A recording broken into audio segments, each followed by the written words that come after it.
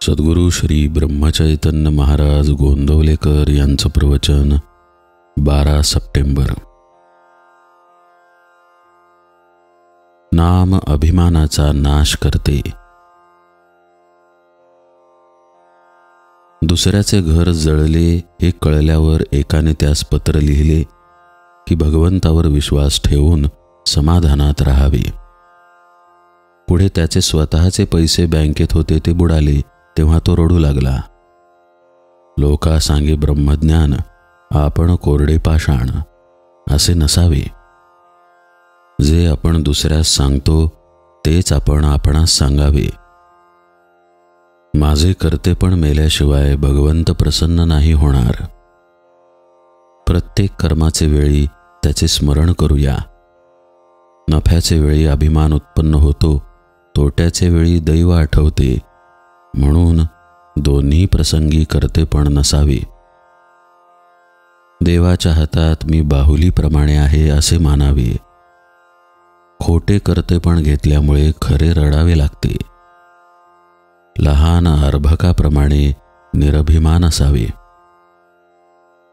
मनुष्याचे हाती काही नाही, सर्व रामाचे हाती आहे। यश देणे न देणे तुझ्या हाती आहे असे म्हणून रामास शरण जावे। जगात अनेक शोध लागत आहेत, त्यात शरीर सुखभोगाच्या साधनांचेच शोध जास्त आहेत। परंतु खऱ्या सुखाचा शोध, शाश्वत समाधानाचा शोध एक साधू संतच करू शकतात। त्यांनी समाधानाची म्हणून जी काही साधने सांगितली आहेत त्यांचा अवलंब केला तर आपल्याला खात्रीने समाधान मिळेल। आज आपल्याला समाधान का मिळत नाही तर आपला अभिमान त्याच्या आड येतो। कर्म करीत असताना किंवा केल्यावर त्याबद्दल अभिमान झाला नाही तर आपल्याला भगवंताचे प्रेम लागून समाधानाची प्राप्ती होईल यात शंका नाही। किती साध्या गोष्टीत आपला अभिमान डोके वर काढत असतो पहा।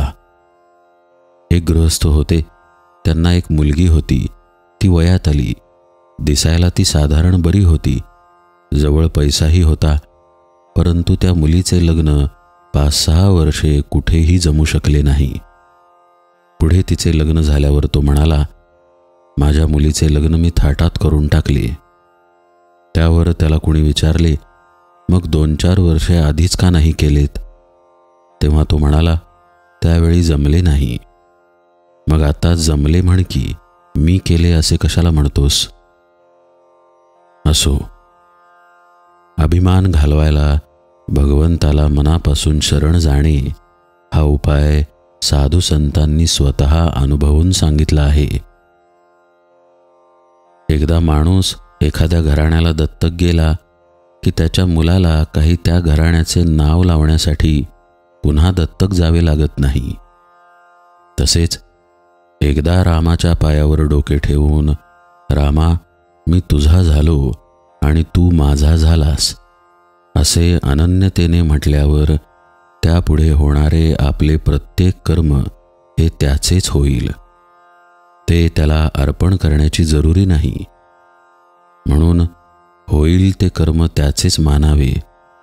कोणतेही कर्म अर्पण केले असताना अर्पण करणारा उरतोच, तर तसे न व्हावे। सत्कर्माने अभिमान मरत नाही, भगवन नामाने आणि सत्संगतीने तो मरतो। जानकी जीवन स्मरण जय जय राम।